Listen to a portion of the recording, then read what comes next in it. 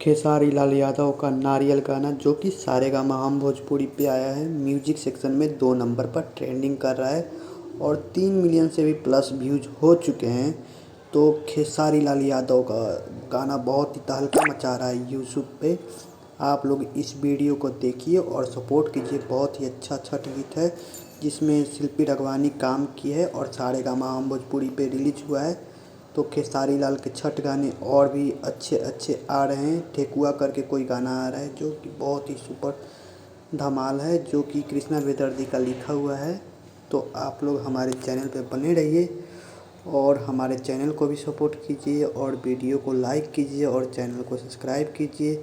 ऐसे ही अच्छा वीडियो आपको देखने को मिलेगा।